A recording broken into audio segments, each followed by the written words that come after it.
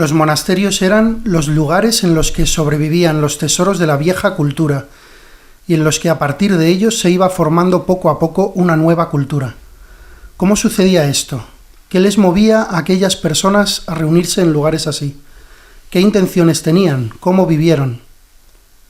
Primeramente, y como cosa importante, hay que decir con gran realismo que no estaba en su intención crear una cultura y ni siquiera conservar una cultura del pasado.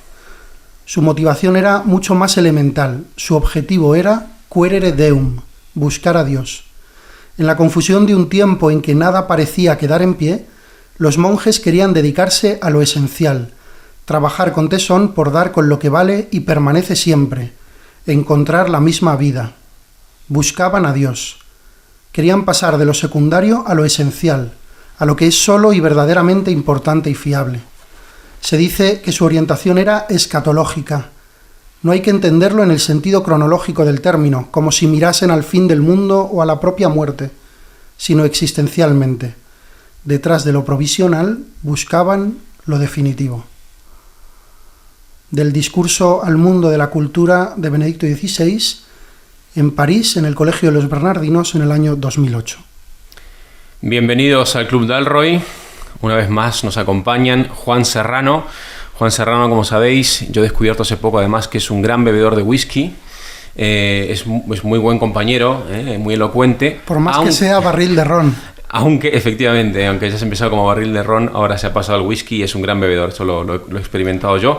Pero también tengo que decir que a veces se pasa de copas y en una situación un poco incómoda te puede mirar a los ojos muy cerca y decirte: yo soy tú, ¿qué me haces? Y eso es muy incómodo, Juan, te lo digo aquí en público.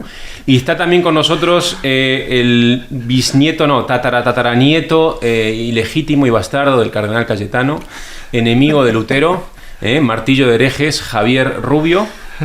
Muchas gracias, Santi.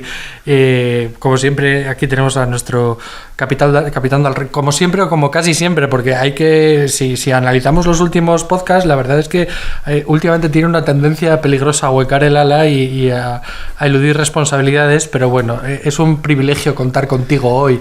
Y tenemos también aquí con nosotros al profesor Álvaro Avellán, una figura eminente y en cierto modo maestro de los aquí presentes, que además de ser profesor de filosofía y de humanidades en la Universidad Francisco de Vitoria, es el líder del grupo de investigación sobre mundos posibles, que es uno de los que mejor funciona en la universidad, hay que decirlo. Y luego además tiene un blog, Dialogical Creativity, que muchos hemos consultado con frecuencia para preparar nuestras clases. Y nada, la verdad es que es una persona con la que se pueden tener conversaciones interesantísimas, debates interesantísimos, polémicas interesantísimas, así que bienvenido, Álvaro, estoy seguro que va a ser una charla estupenda. Muchas gracias, me hacía mucha ilusión estar aquí. Soy un oyente incondicional del Club Dalroy, me encanta escuchar a mis amigos y cuando no puede ser presencialmente, pues os escucho por podcast, ¿no? Hoy tengo la oportunidad de además poder intervenir, ¿no?, en vuestras conversaciones. Y además vamos a hablar sobre un tema. Esta conversación, más que arrancar de cero, yo creo que es continuidad de otras muchas conversaciones que hemos tenido antes. Y además da continuidad a un episodio del Club Dalroy de hace un par de semanas, que hablamos sobre los retos de la Iglesia en la posmodernidad.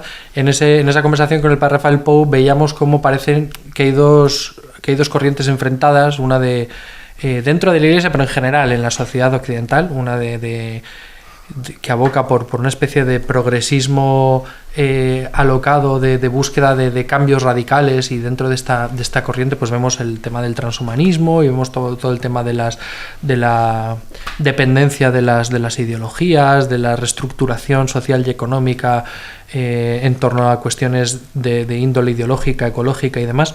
Y luego tenemos otra facción, otra tensión, otro polo, vamos a decirlo así, dialéctico, que sería un poco esta especie de espíritu conservador recalcitrante que parece querer volver al Imperio Español del siglo XVI. Y yo creo que en esto hay un gran tema que subyace, que es el de la tradición y el valor que para nosotros tiene la tradición. Y yo creo que una buena forma de empezar, ya que somos todos los aquí presentes universitarios que nos interesa la universidad, pues es los retos que tenemos en este sentido en la universidad hoy en día y qué puede aportar el valor de la tradición a nuestra universidad, ¿no? Sobre todo en tema, yo una cosa que tengo mucho miedo, que es el tema de esta especie de apuesta radical por la digitalización y por las nuevas metodologías y por todas estas cosas. No sé qué piensas, Álvaro, dinos. Pues yo creo que el texto que habéis escogido para inaugurar la sesión de hoy es muy bueno, ¿no? Porque efectivamente ahí hay un ejercicio de búsqueda de lo esencial.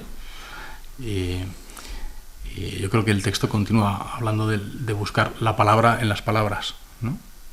Y entonces en todas las voces, las más modernas o progresistas, las más conservadoras, se trata de buscar la palabra en esas palabras, ¿no? Y eso es lo que nos une, la palabra, o la búsqueda de lo esencial. Y a veces lo que nos separa son todas esas cosas que están adheridas a la palabra, pero que no son la palabra. Y además ese texto de los monjes está como en el origen de lo que es la institución universitaria, ¿no? La universidad empieza así, empieza leyendo los textos y buscando tanto en la Biblia como en el libro revelado, la Biblia, ¿no? Como en el libro de la naturaleza, Aristóteles, la palabra, en ambos casos, ¿no? Y de esa manera concilia dos universos culturales, en principio muy distintos, ¿no? En una síntesis que ha sido fecunda por cientos de años. Sí, a mí en este sentido yo recuerdo siempre que la primera intentona de hacer una especie de universidad pues fue una iniciativa de Casiodoro, ¿no? Este monje de la época de Boecio, aproximadamente en el siglo V después de Cristo, que quiere traerse a Roma a todos los grandes conocedores de la tradición antigua, de la filosofía antigua, de la tradición judía, de todas estas sabidurías con las que había tomado contacto el Imperio Romano, traérselos a Roma para fundar un lugar donde se mantuviera este conocimiento, donde se mantuvieran los libros de estas tradiciones. Por cuestiones políticas de invasiones de godos y demás, pues no fue posible llevar a cabo este proyecto en Roma, pero que luego hizo su famoso vivarium, ¿no? Y ese vivarium fue al parecer el primer monasterio o el primer conjunto de monasterios donde se empezó a llevar a cabo esta labor de copia y de mantener la palabra de los antiguos, porque se pensaba que, y se sabía y se consideraba que detrás de esas palabras, como has dicho tú, estaba la palabra con mayúscula, ¿no? Y eso es algo que definitivamente no podemos perder. Hay otro detalle en ese discurso de Benedicto XVI que es de mis favoritos para pensar la vida universitaria, ¿no? Que es que no intentaban crear una nueva cultura, es decir, no eran progresistas en ese sentido. Pero leyendo las palabras del mundo antiguo en comunidad y conforme al magisterio, crearon de hecho una cultura nueva, ¿no? Es un discurso que habla del origen de la cultura europea. Entonces hay ahí como una paradoja, porque cuando hablamos de tradición y modernidad o de progresismo y conservadurismo se pone el acento en cosas que no son lo esencial, ¿no? Y uno de hecho descubre cuando va a las fuentes de la tradición que las fuentes de la tradición, sin pretenderlo, eran revolucionarias, por así decir, progresistas, ¿no? Es decir, el conjunto de nuestra tradición viva es de personas que hicieron algo nuevo, ¿no? Algo que en un sentido es muy antiguo porque es vinculación al origen, pero en otro es nuevo y por eso han quedado, ¿no? Y marcan los pasos de nuestra tradición los grandes hombres que hicieron, que trajeron novedad, una novedad valiosa, ¿no? Que justo no queremos perder, que es el tesoro desde el que vivimos, ¿no? Por aterrizar un poco todo esto, a mí me fascina, a nosotros que somos universitarios, me fascina descubrirme heredero de estos monjes de los que habla Benedicto XVI, en cierto sentido indigno sucesor, ¿no? O indigno heredero. Creo que en el fondo la única herencia que se nos pide, o que nos ha pedido Benedicto XVI en este discurso, al menos en el sentido de mantener viva la tradición, decía Álvaro, no es apegarnos radicalmente a las formas del pasado, a ningunas formas en realidad, pero a las formas del pasado, ni tampoco romper con lo anterior para generar una cosa nueva, como si la novedad fuera buena en sí misma. La novedad no es buena en sí misma, la novedad es buena cuando trae bien, sino buscar la verdad. En el caso de los monjes, evidentemente, la verdad tiene un rostro y un nombre concretísimo, que es el de Jesucristo, pero en el ámbito universitario esta verdad se busca también científicamente, ¿no? Y aunque detrás de toda aquella búsqueda, en último término, para el que tiene fe, para el que ha recibido el don de la fe, siempre esté el rostro de Cristo presente, muchas veces puede haber una confusión de cómo es esta búsqueda de la verdad entre nosotros, digo, o de cómo de ser muy rápidos a la hora de poner el rostro o decir el nombre y perdernos o eliminar todos los pasos intermedios, ¿no?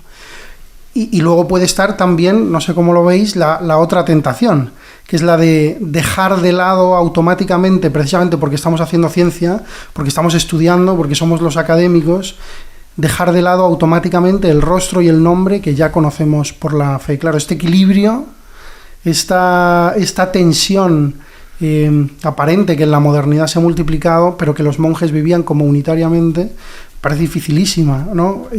Y al mismo tiempo sencillísima, como con esta paradoja, no sé si me estoy explicando. Claro, nuestro aterrizaje en nuestro tiempo es estar juntos como claustro, como colegio, como amigos, que nos recordamos que detrás de todo lo que buscamos está la palabra en las palabras, esto que decía Álvaro recordando el discurso de Benedicto XVI más adelante, ¿no? Y en ese sentido, ¿qué pensáis que es la tradición? ¿Cómo nos ayuda? ¿Cómo mantener viva esta llama? A mí me ayuda mucho.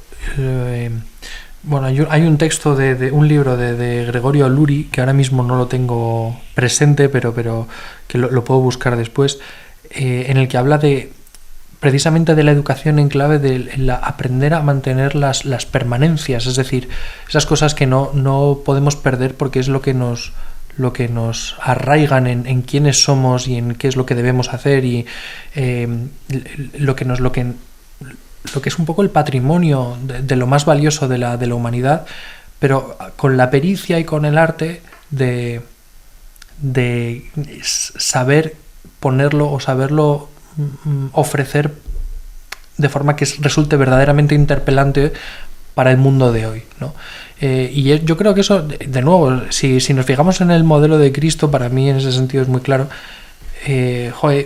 Nuestro Señor Jesucristo es heredero de una de las tradiciones por antonomasia, de una de las culturas más tradicionales por antonomasia, ¿no? Que de hecho concibe la verdad como una comunicación de intergeneracional, ¿no? a través del clásicamente familiar.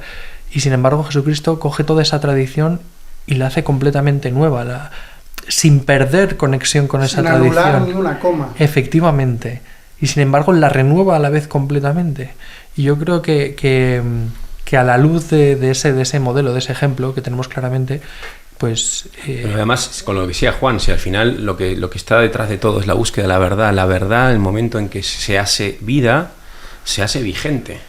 Entonces, a mí me sorprende mucho cuando voy a textos antiguos, a pensamientos, ¿no?, del pasado incluso y tal, cuando los leo con atención, cuando hay una verdadera apertura a lo que hay ahí y de golpe descubres el valor de la verdad que está ahí escondido, pues empieza a operar en tu propia vida, en tu forma de ver las cosas. Entonces yo creo que hay también igual una confusión en esta polarización que empezamos al principio, ¿no?, de los adanistas, los que quieren hacerlo todo nuevo, y los que parece que no quieren ninguna innovación, ninguna novedad, nada que sea, ¿no?, y recuperar una especie de forma antigua o lo que fuese, ¿no? O sea, ¿cuál es la tensión ahí? ¿Cuál es el verdadero problema de eso? ¿No? Porque la realidad es que contemplando uno es creativo también. O sea, uno cuando contempla las cosas, cuando atiende a ellas, de ahí brota la verdadera creatividad. Entonces, no sé si tenéis algo para comentar al respecto de esto. A mí hay otra definición de lo que hacían los monjes, ya más próxima a lo que será la universidad, del canónigo Bernardo de Chartres, que me inspira mucho respecto de esto, ¿no? La conocida, ¿no?, de somos enanos encaramados a hombros de gigantes, que es más larga. Pero ya la idea de enanos encaramados a hombros de gigantes me remite a que yo, como profesor universitario, trato de ser mediador, ¿no?, de poner a los alumnos ante los grandes, las grandes obras, los grandes autores, ¿no? Entonces, y mi mediación consiste en ayudarles a subirse a sus hombros, ¿no? Y a subirme yo mismo a sus hombros. Pero la frase sigue, ¿no? Dice, somos enanos encaramados a hombros de gigantes y de este modo vemos más y más lejos que ellos. ¿Por qué? Pues porque nosotros estamos vivos hoy, estamos en el presente, tenemos una actualidad delante que no tenían los antiguos, ¿no? Y tenemos un acumulado que ellos no tenían. Entonces ese es el vínculo entre tradición y modernidad, ¿no? Como la palabra del antiguo hoy resuena de una manera distinta ante los retos del presente. Y ahí aportamos novedad. Si sabemos leerlos bien, sabemos lo que ellos, como además tenemos el tiempo presente que leer, podemos ver más donde ellos no vieron, ¿no? Y esto con una profundísima humildad, porque la frase dice, vemos más y más lejos que ellos, no porque nuestra vista sea más aguda, sino porque ellos nos elevan con toda su altura gigantesca, ¿no? Esto te pone en la actitud adecuada, cuando uno se sube a hombros de gigantes. Claro. Sí, perdón. No, decía que es que de esto, desde el punto de vista educativo, yo coincido con Santiago en que tenemos que superar esta especie de dialéctica de o hacemos leer a nuestros alumnos a los gigantes o los sometemos a una serie de dinámicas innovadoras en el aula, y cuando eso no es así, es decir, no es un out, es un et, y hay que saber incorporar y aterrizar todo esto, esta síntesis con pericia y con arte en la asignatura concreta que da cada uno, ¿no? Pero también aquí yo creo que lo que tenemos que defender a capa y espada, lo que no podemos perder de vista es precisamente el tema del valor de la tradición, porque esto es una cosa que sí se da, o sea, es decir, y yo encuentro un grave peligro en el anquilosamiento, en una especie de pasado que es infértil porque no interpela al mundo de hoy, y en ese sentido es infértil. Pero me parece incluso más peligroso, y yo creo que es una tentación mucho más presente en nuestras universidades de hoy en día, el error contrario, ¿no?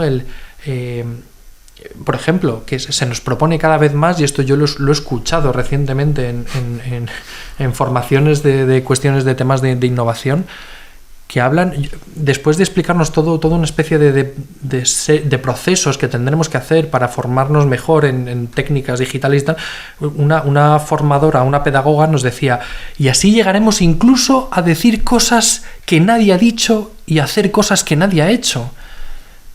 Como si fuera una especie de la gran meta de todos los profesores universitarios. Digo, es que eso a mí de raíz no me interesa. O sea, creo que el peligro aquí, y que yo he visto no solo en el ámbito universitario, sino en el ámbito familiar, en el ámbito político, en la convivencia con los demás, está en que tienes que decir tú al mundo, que tienes que presentar tú al mundo. Esto es, te pones tú como referente, o reconoces o partes que lo que tú eres, lo que tú dices, lo que tú haces es solo posible porque te han precedido otros. Creo que aquí reside propiamente el valor de la tradición, ¿no? Esto que Bernardo de Chartres, citado por Álvaro, hablaba justo de la humildad, ¿no? Con muchísima humildad. O sea, tengo la conciencia verdadera de que veo más lejos, pero no porque mi vista sea más aguda, ¿no? Y lo mejor que puedo ofrecer a mis alumnos es, mira, estos son los hombros de los gigantes, súbete, ven conmigo, vamos juntos, ¿no? Nos subimos juntos a los hombros de los gigantes. Mientras que permanece, yo creo que en nuestro tiempo de un modo particular, es verdad, pero que permanece en nosotros como una tendencia malsana a presentarnos nosotros delante de otros, delante de nuestra familia, delante de la polis, delante de la sociedad, como, no sé cómo decir, como si fuéramos nosotros aquellos que han descubierto esto, ¿no? Esto que este adanismo, ¿no? Mientras que yo creo que la tradición nos hace conscientes de la responsabilidad, ¿no? El conocimiento del pasado, de lo que nos ha precedido, hace brotar en nosotros como punto de partida un agradecimiento, un cierto temor de estar a la altura, que yo creo que es sano porque nos pone en tensión, y al mismo tiempo un deseo de comunicar la verdad que paulatinamente vamos encontrando en nuestro camino. Hay dos dimensiones, además de la tradición, y normalmente se descuidan, ¿no? Parece que la tradición son contenidos, ¿no? Los contenidos de la tradición, y es verdad, eso es así, ¿no? Pero es también, por así decir, la materia de de la tradición. Cuando yo pienso en esto, pienso no solo en ideas y demás, sino que estamos, por ejemplo, hoy en un estudio de radio. ¿Bien? Todo lo que ha acumulado, ¿vale? La acumulación técnica, el regalo técnico, ¿no? Con el que contamos para hacer nuestra vida a esta altura de los tiempos, ¿no? O sea, estás en casa, abres el grifo y sale agua. Es decir, el estamos subidos a hombros de gigantes tiene un campo inmenso que suscita efectivamente un agradecimiento radical, ¿no? No solo por contenidos o ideas, que por supuesto, sino hasta materialmente, ¿no? Y luego la tradición no solo es una cosa, ni contenidos ni materia, ¿no? Sino que es una acción histórica, ¿no? Tiene un dramatismo, un dinamismo, que yo creo que también es muy importante. La tradición es lo que se lega, es la herencia, ¿no? Es lo que entregas.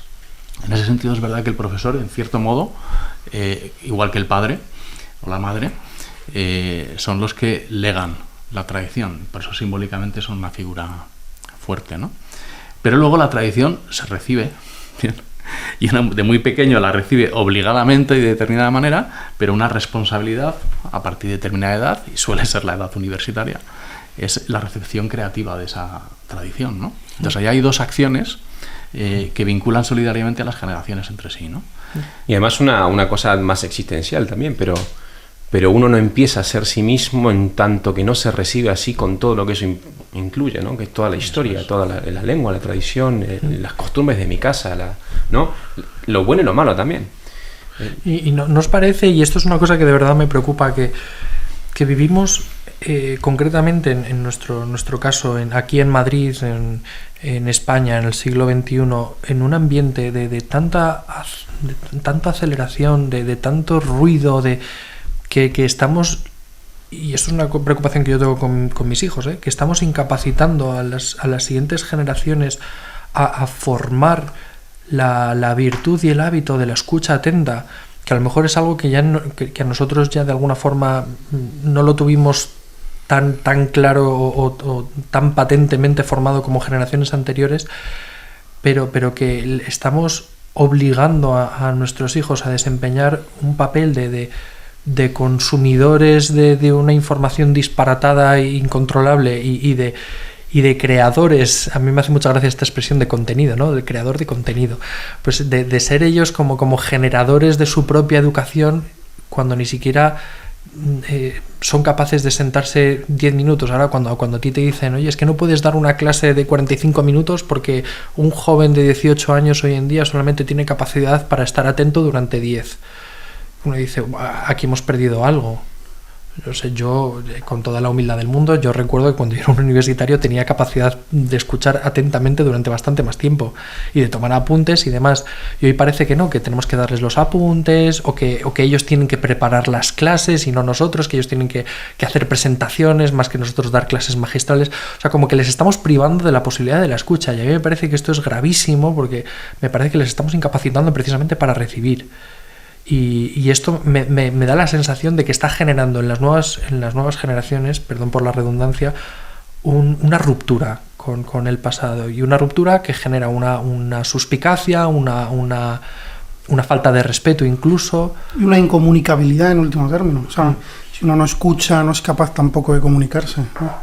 Ahí yo creo que hay un conflicto entre la nueva y la vieja pedagogía que es interesante, ¿no? Si la vieja pedagogía alguna vez fue un señor hablando y el resto escuchando y nada más, entiendo que ahí hay una que no se transmite bien los hábitos intelectuales, ¿no? Porque al alumno dices, bueno, le toca escuchar, sí, pero no ha visto a nadie escuchar, solo le toca a él, ¿no? Entonces, si la lección magistral es más dialógica, es más una lectura compartida, después los asuntos disputados, etcétera, entonces el profesor lega en tradición las actitudes tanto de la oratoria y del discurso como de la escucha y del silencio interior, ¿no? El modo en el que un profesor escucha a los alumnos es muy importante, ¿no? Pero en las metodologías activas ocurre como el extremo opuesto, ¿no? También se subraya tanto el trabajo autónomo del alumno, tanto en casa como luego lo que hace en el aula, que el alumno tampoco ve cómo trabaja el profesor. Solo recibe el feedback del profesor, ¿no? Entonces son como dos extremos que yo creo que en la vida real además son falsos. En dos extremos he ido, porque yo no he sufrido clases donde el profesor hablara y no le importara escuchar al alumno, ¿no? Que alguno habrá, pero vamos. Pero muy no rara sé, vez. es excepcional. Efectivamente. Igual y al revés, las metodologías activas, la experiencia que tengo es la de escuchar durante hora y media una lección magistral sobre cómo hacer. Lo he hablado con Juan otras veces. Sí. Una lección magistral sobre cómo hay que suprimir las lecciones magistrales, ¿no? Esta es la innovación docente. Sí, o sea, yo creo que hay un problema fundamental que tiene que ver con poner la herramienta como el fin. O sea, en utilizar el medio como fin último, ¿no? Vamos a hacer esto, pero ¿para qué? O sea, si no sabes para qué, no sabes en el fondo por qué estás haciendo lo que haces, entonces pues disparas a lo loco. Y creo que esto no pasa solo respecto de los innovadores, entre comillas. Lo digo porque nadie se sienta ofendido o porque creo que es una reflexión que podemos aplicarnos a nosotros también, ¿no? Uh-huh. ¿Para qué hacemos lo que hacemos? Como pregunta, o sea, esto que decía Aristóteles, ¿no? El fin es lo primero en todo. O sea, uno tiene que conocer a dónde va, qué quiere, cuál es el fin para ordenar los medios adecuadamente. Entonces, depende de muchas cosas, depende de qué asignatura se imparta, depende de cuál sea tu auditorio, de cuáles sean tus alumnos, de qué pretendas conseguir, ¿no? Yo creo que esto nos permite entender justamente otra vez, volviendo a la cita de Benedicto XVI, cuál es el fin último, ¿no? Buscar la verdad. Que buscar la verdad no es buscar la verdad intelectual, es vivir en la verdad. Exacto. Lo que queremos, lo que necesitamos, ¿no? Nuestro deseo se funda en vivir en verdad, en tener una vida verdadera, en vivir verdaderamente, no sé cómo decirlo. Pero para eso hace falta contemplar.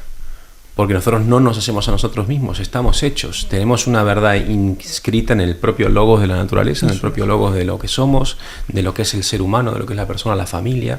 Entonces yo creo que la tradición también viene, en el fondo, viene a hacer ese camino de contemplativo continuo que lega a otros el resultado de una vida de atención, de estar atento a la realidad. Por eso me parece que este extremo entre los adanistas y los, no sé cómo llamarlos, tradicionalistas o algo por el estilo, en los dos falta contemplación. En un caso igual por miedo, o sea, el miedo a perder lo que es bueno, el valor que se ha encontrado en la tradición no te permite esa valentía que de la verdad. Y el otro caso sería un desprecio porque no han reconocido el valor. Lo de antes está todo mal, ¿no? O sea, es que a mí esto lo hemos hablado alguna vez, yo me pongo loco cuando dicen, no, porque la mujer estaba en su casa encerrada con los niños y cocinando. La mujer estaba en el campo currando hasta el siglo XXI prácticamente, todavía lo está, ¿sabes? Currando igual que el hombre con las gallinas, levantando la cosecha. O sea, no tenía el lujo de vivir como una señora burguesa del siglo XIX en las novelas de Jane Austen. Exactamente, o sea, eran cuatro gatos. Pero hay un desprecio y una incapacidad para reconocer el valor, que es lo que quienes vamos descubriendo la tradición, lo que descubrimos es un valor, y el valor lo verificamos porque opera en nuestra vida ahora, ¿sabes? O sea, porque me dice algo, porque me ayuda a vivir, porque me... Pero hay más, y volviendo a lo que decía Juan sobre el tema del aspecto vital de todo esto. O sea, a mí me asusta cuando yo, después de estar hablando en clase o de estar discutiendo en clase estos temas o hablar sobre, por ejemplo, circunstancialmente, no recuerdo en qué tema concretamente, pero hablábamos sobre la dependencia que tenemos de la tecnología, y yo les digo en clase literalmente, veréis cuántos después de acabar esta clase lo primero que hacéis es coger el móvil para ver quién nos ha escrito y demás. Y literalmente a los 3 minutos se acaba la clase. Ojalá al acabar la clase. Bueno, circunstancialmente no, porque yo no les dejo tener el móvil en clase. Pero si lo miro yo, incluso a veces. Bueno, pues eso. Pero es que ese es el tema. ¿Y cuántos de nosotros, por ejemplo, y cuando digo nosotros, no me refiero a nosotros concretamente, porque en general contamos cuentos a nuestros hijos, les ponemos a ver la tele y les ponemos a ver además una tele que es bastante porquería, o sea, ver dibujos animados que cantan canciones que son lamentables, y les hemos dejado de contar cuentos a nuestros hijos y el día de mañana nuestros hijos pues probablemente serán como todos los jóvenes que vemos hoy en día que se enganchan enseguida a la música, se enganchan enseguida al móvil, y esa es su vida, y que la escucha que tienen es una escucha y esto yo lo veo con a veces con drama en mis alumnos y en jóvenes que conozco, que es una escucha que es completamente pasiva, que no es una escucha activa, atenta, en el sentido de ponerse a contrastar, de buscar contexto, de por qué se me dice, es decir, con una especie de espíritu crítico. Y yo creo que asume a veces incluso de forma completamente acrítica, completamente pasiva, lo que se le cuenta y ya está. Y luego, por otro lado, otro problema que también veo yo con cada vez más frecuencia es que los que se autodenominan tradicionalistas o conservadores o reaccionarios es gente que ostenta una pose que es puramente a veces política o a veces reaccionaria, en el sentido de que es gente que luego vas a su casa y a lo mejor no tiene una biblioteca. O sea, ¿cómo te consideras tú a ti tradicional o conservador si no tienes una biblioteca en casa con 4 o 5 libros al menos clásicos, ¿no? Es decir, son cosas y que no han leído, vamos, no te voy a decir el Quijote, es que no han leído casi nada. Pero como se alinean mentalmente con un marco mental que tiene que ver con ciertas ideas que vinculan con una tradición o con un tradicionalismo, pues se consideran tradicionalistas como los que más, ¿no? Y esto es también una cosa que yo veo con bastante tristeza y con bastante desazón, concretamente en España, además debo decir. Ahí yo creo que hay dos niveles de tradicionalismo y de progresismo, ¿no? Uno es el que tú dices, y es que es una especie de adhesión muy superficial, ¿no? Por cuestiones emocionales o de carácter, ¿vale? O de temple, ¿no? El temple conservador o el temple progresista, ¿no? Sin un fundamento sólido y donde falta contemplación y profundización, ¿no? Pero mi impresión cuando leo a determinados autores es que hay también un tradicionalismo muy profundo y contemplativo, y un progresismo profundo y contemplativo. Yo a veces creo que al margen de que nos falta atención, y en eso estoy de acuerdo, ¿vale? Pero creo que lo que les falta muchas veces a estas corrientes no es profundidad, sino amplitud en su mirada, ¿no? Es que en realidad, si es un tradicionalismo atento y contemplativo, va a ser progresista, claro, profundo y contemplativo. El tema es como más que sea innovador. Que miran, claro, dice, creativo. Tú antes lo decías bien, ¿no? Dice, el conservador puede tener miedo a mirar la realidad. Entonces sí, contempla. ¿Qué contempla? El pasado y la tradición, ¿no? Y en eso puede haber mucho amor y mucha belleza. Pero está dejando de mirar una parte sin la cual no se puede vivir, ¿no? Y viceversa. Entonces yo a veces no veo tanto falta de profundidad como falta de amplitud. Vamos a empezar como son nuestras conversiones de verdad, que sí estamos discutiendo. A ver, el hombre que mira el pasado con amor y descubre valor allí, es que ese valor lo puede descubrir porque lo está viendo también en el presente. ¿Sabes? Si no, sería una mistificación falsa de la... Sí, ¿no? O sea, quiero decir, no hay una ruptura, ¿no? Del pasado. Sí, lo ve en el presente. Un idealismo a contratiempo. Exacto, lo ve desmoronándose, lo ve agrietándose. Bueno, eso es otra cosa, una tristeza, ¿no? Claro. Que es verdad que hay gente que nos embarga también a nosotros. Nostalgia. En la introducción de Rod Dreher a la opción benedictina, me acuerdo que Rod Dreher... No estoy de acuerdo, no. Bueno, no, o sea, a mí me parece un libro interesante, la verdad. La tradición es no estar de acuerdo, por otro lado, ¿eh? Quiero decir, la tradición se genera en la discusión y en el debate, ¿no? No, o sea, me pareció muy, muy interesante una cosa que por otro lado es una idea que ha sido expresada por muchos en muchas ocasiones, que no mete el conservadurismo al lado del tradicionalismo. Lo que dice Rod Dreher es que cuando él tuvo hijos se dio cuenta de que había cosas que merecía la pena conservar. Que cuando Scruton habla del conservadurismo, también dice que el conservador es alguien que se ha dado cuenta de que hay cosas que se ha tardado muchísimo tiempo en construir, pero que se destruyen enseguida. Y que los conservadores, los de verdad, no los tradicionalistas aferrados a una idea extraña, de modo casi ideológico en el sentido en que lo está diciendo Javier, y por supuesto con lo que estoy de acuerdo, porque es un aferrarse externo a una idea que te homologa a otros muchos. El conservador, creo, es este que se ha dado cuenta de que hay cosas que transmiten o que han sido históricamente vehículo de verdades fundamentales y que merece la pena conservar eso y luchar para defender eso. Y tradicionalmente esto tiene que ver con la familia, tiene que ver con la patria, tiene que ver con las instituciones antiguas, que podrán tener fallos en lo moral, que podrán ser discutibles en su aspecto institucional, tal y como se manifiesta en el tiempo concreto, pero que sin embargo históricamente han permitido a los hombres y mujeres de cada tiempo, de un tiempo muy largo además, porque suelen ser instituciones antiguas o longevas, permiten el acceso a verdades fundamentales, también verdades morales, porque enseñan a vivir, porque permiten convivir con la verdad. Y en ese sentido, esto que decía Santi, ¿no?, es un descubrimiento en el presente.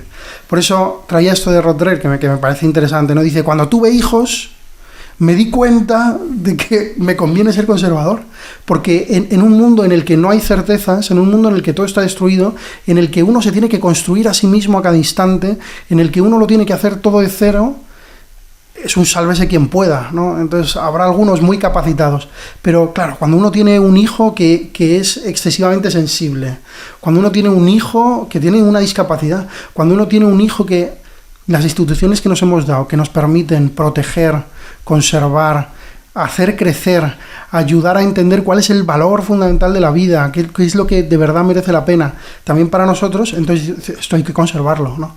Y en ese sentido yo no asociaría directamente lo conservador, de lo cual hay falta tradicional en España, además, valga la pena decirlo, no hay ningún partido político, ningún grupo de personas que represente propiamente los valores conservadores, creo, en España, que será ocasión para otro podcast que me parece interesantísimo, y sí los hay tradicionalistas en este sentido, digámoslo así, y estamos dando palos de ciego, ¿no?, y muy amplios, pero en ese sentido ideológico, como de la protección a ultranza de unos valores con los que uno se alinea de un modo externo, ¿no? No sé si se entiende. Sí, yo estoy de acuerdo con lo que has dicho.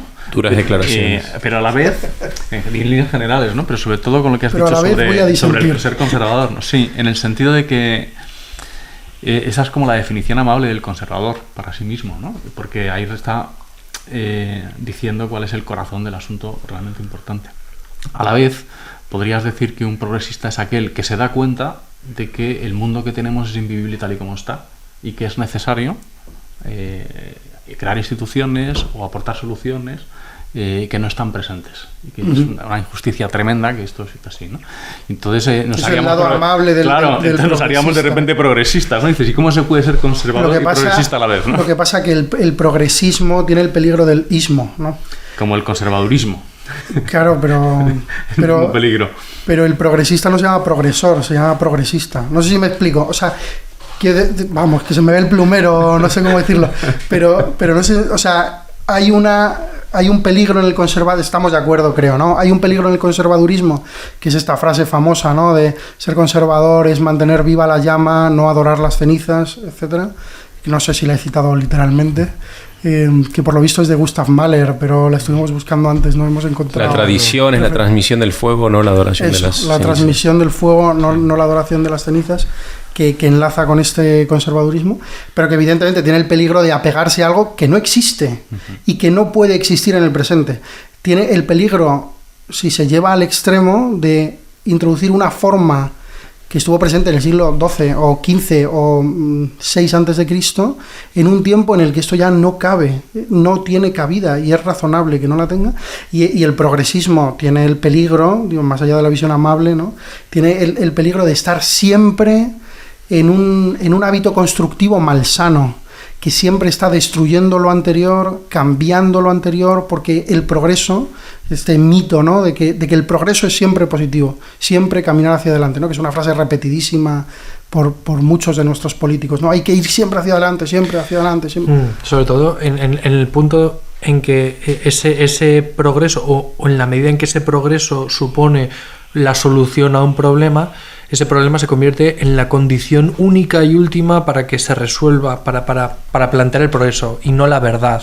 O sea, cuando dejamos de lado la verdad, ¿no?, o la comunicación con la verdad en el pasado, y nos sometemos a un progreso, a un supuesto progreso que consiste en avanzar para adelante, condicionados únicamente por la naturaleza de esos problemas concretos a los que tenemos que responder. Y aquí es donde además, paradójicamente, te das cuenta de que muchos de estos planteamientos, y estoy pensando sobre todo en el transhumanismo, en el transhumanismo además que se refiere sobre todo a todos estos proyectos de eternizar la vida humana y demás, o el proyecto Cyborg y demás. Pero que eternizar la vida humana en realidad es trascender la humanidad tal y como la conocemos. Sí, pero aquí la paradoja es que esta gente, a la hora de proponer estas ideas, lo que está haciendo es reivindicar ideas que son antiguas, ¿no?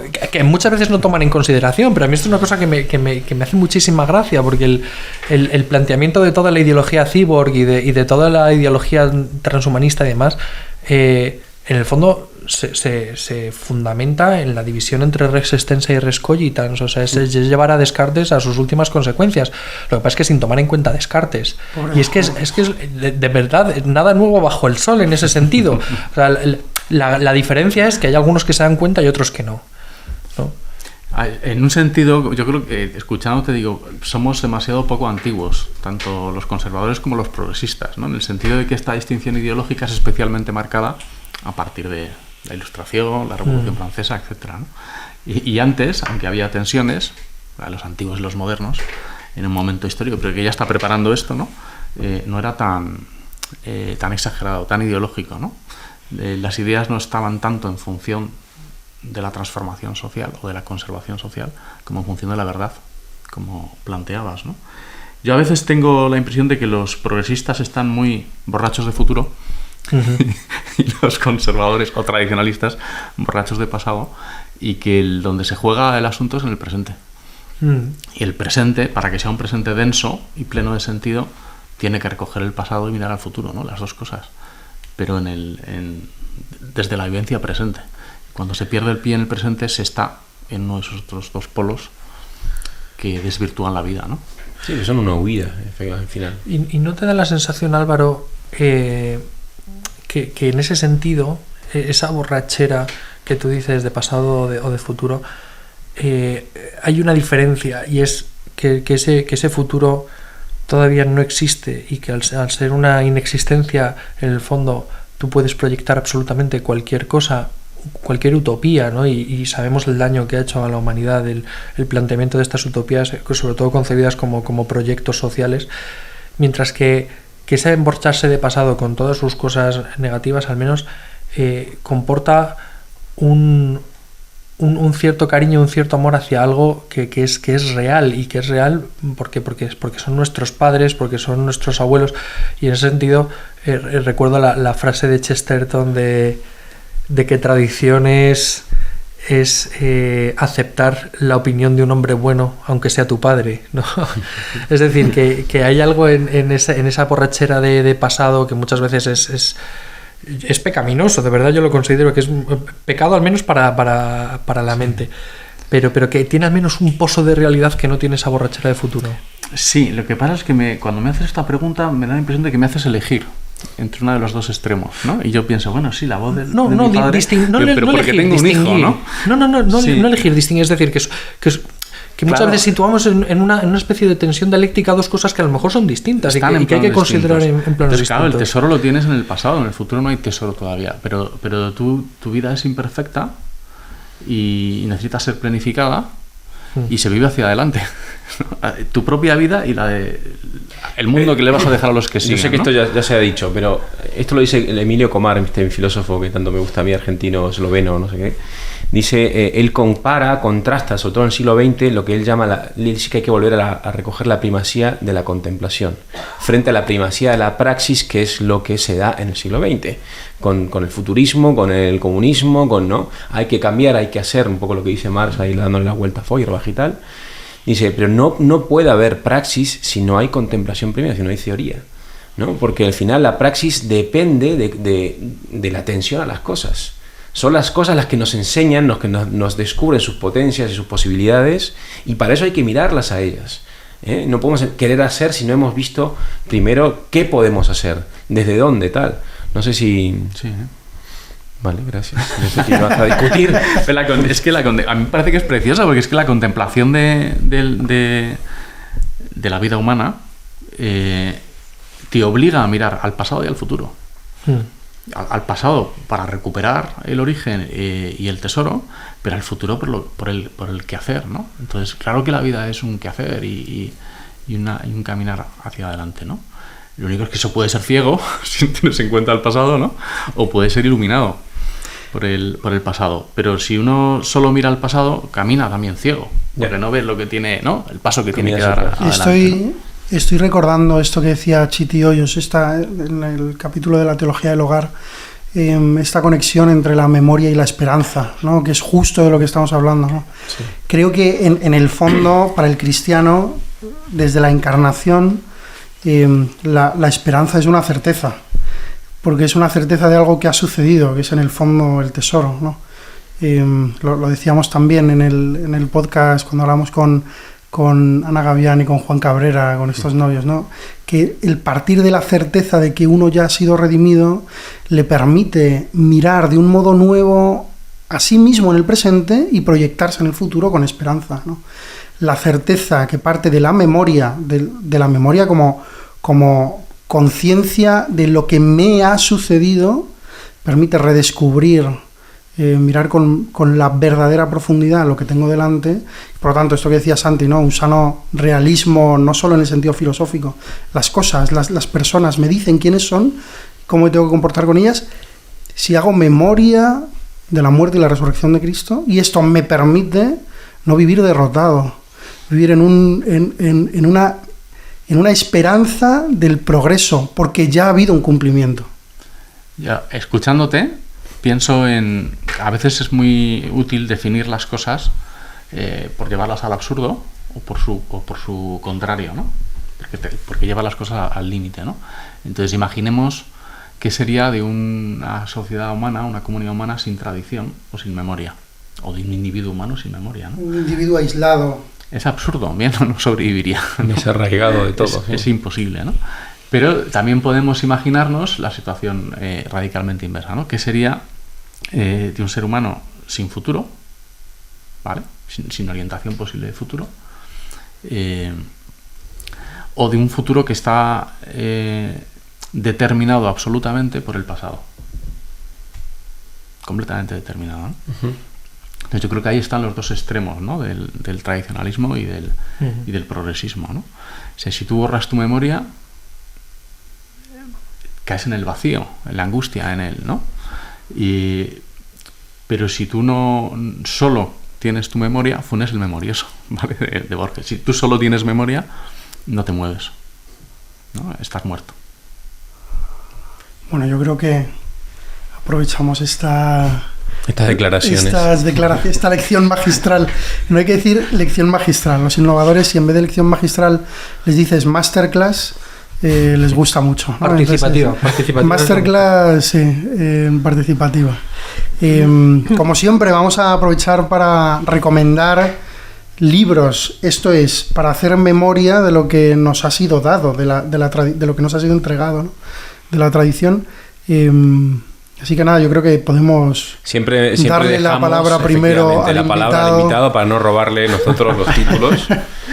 Cuando me invitasteis a esto, yo estaba leyendo, sigo leyendo, me quedan unas paginitas, la teología de Chesterton y Tolkien, de Alison Milbank. Muy bueno. Muy bueno, ¿no? La fantasía que hay en lo real. Entonces, bueno, recomiendo ese libro. Además avisando que no van a encontrarse una obra teológica en sentido fuerte, sino un estilo literario moderno que da cabida a la tradición cristiana. Me parecía como muy singular para nuestro encuentro, ¿no? Chesterton y Tolkien son autores tremendamente modernistas en sus formas literarias, tremendamente contemporáneos, pero gracias a cómo ellos asumen esas formas, conservan y actualizan de manera novedosísima, ¿no? De la que seguimos viviendo hoy nosotros, toda una tradición milenaria, ¿no? De Alison Milbank hay que leerse todo lo que se pueda leer porque sí. Escribe estupendamente bien y además es una de las... su marido John Milbank pues también sí, que de Radical Orthodoxy, pero Alison además es una de las grandes especialistas en temas de Tolkien, yo creo que hay hoy en día, sobre todo en el ámbito de la divulgación, que me parece una mujer brillantísima y que merece muchísimo la pena. Indirectamente he sugerido las lecturas de Chesterton y de Tolkien, también. ¿vale? Uh-huh. Yo creo que Juan tenía... Es un mente también. Sí, de hecho, yo ya había pensado otras 2 obras, porque habíamos hablado de... Yo he dicho, quiero recomendar Ortodoxia de Chesterton. Y Álvaro dice, pues había pensado yo en esa. Entonces yo se lo he dejado, pero ha recomendado otra. Bueno, pues Ortodoxia de Chesterton es una recomendación del Club Dalroy en general. Yo quiero aprovechar, porque he recordado después, para recomendar... un libro muy muy bonito, relativamente reciente, que se llama Poética del Monasterio, de Armando Pego Puigbó, publicado en Ediciones Encuentro. Yo creo que a finales del año pasado, no estoy segurísimo, pero es relativamente reciente, donde aborda 3 figuras de nuestra sociedad occidental y los 3 espacios que ocupan, ¿no? 3 figuras que son el padre, el maestro y el monje, que según la sociedad occidental están en crisis, y los 3 espacios que ocupan, ¿no? Que son la celda o el claustro, el aula y el hogar, la casa familiar. Es un libro bonito al que me gustaría volver este verano. Y también, aprovechando las últimas declaraciones de Álvaro con las que hemos cerrado el podcast, aprovecho para recomendar, ya tocaba, El sentido religioso de Giussani. Bien. Ahí en un capítulo que se llama consecuencias de las actitudes irrazonables ante el interrogante último, habla en el fondo, estas 3 consecuencias de lo que hemos hablado, del cambio de paradigma de la modernidad, que son la ruptura con el pasado, la incomunicabilidad y consecuente soledad, y por último la pérdida de la libertad, que es la incapacidad para actuar en el presente de cara al futuro. Es una lectura siempre recomendable. Bueno, ya que Juan está tirando a sus clásicos, yo voy a recomendar las obras completas de Emilio Comar. No las puedo recomendar porque no se encuentran. Eres más de Castellani que de Comar. No, nada que ver. No. Y además Comar fue el que de alguna manera me volvió a conectar con Santo Tomás, porque claro, yo había recibido un tomismo muy anclado en el pasado, muy formalista, y Comar es un autor, un filósofo tomista que lee también la filosofía contemporánea y moderna, y dialoga desde un tomismo muy, muy sano y muy actual. Pero aparte de Comar, yo quería recomendar el ensayo sobre el desarrollo de la doctrina cristiana del cardenal John Henry Newman, que es precisamente el libro que él fue escribiendo y que lo llevó de la iglesia anglicana a la iglesia católica, y se dio cuenta de que el dogma, ¿verdad? Que es fundamental para la fe, admite innovaciones en cierto sentido para conservar lo esencial, ¿no? Y fue uno de los libros de cabecera y de formación de Benedicto XVI, ¿no? de Ratzinger. Vale, estupendo. Pues yo voy a recomendar un libro que ha salido este año, que yo no he podido leer todavía, pero que tengo muchas ganas de leer porque pinta estupendamente y porque he leído otros libros del autor y merecen mucho la pena, que es En busca del tiempo en que vivimos, de Gregorio Luri, que es un libro que trata precisamente el tema que hemos abordado hoy, ¿no? Esta especie de aparente conflicto entre futuro y pasado que debemos aprender a resolver en el presente, nutridos de tradición pero también con esperanza. Y es un hombre que a mí me parece muy interesante porque él espiritualmente, por decirlo así, siempre ha tendido hacia la historia, hacia la filosofía, que es lo que le apasiona, pero que en un momento dado se encontró o le fue dada la consigna de reflexionar sobre la crisis de la educación en la que vivimos hoy en día, y ha asumido esa tarea desde mi punto de vista con mucha sensatez y con mucho rigor y mucha precisión, y yo creo que es uno de los grandes referentes ahora que tenemos ahora mismo en España de una filosofía de la educación o de esos temas. Pero vamos, yo este libro lo recomiendo sin haberlo leído, pero porque lo voy a leer. Pues hasta aquí nuestro episodio de hoy. Muchas gracias a todos. Estoy seguro de que retomaremos esta conversación con whisky, pipas, con cervezas, los pusilánimes. Muchas gracias a todos de verdad por escucharnos y nos vemos en el siguiente. Hasta la próxima. Hasta luego. Muchas gracias. Chao, muchas gracias.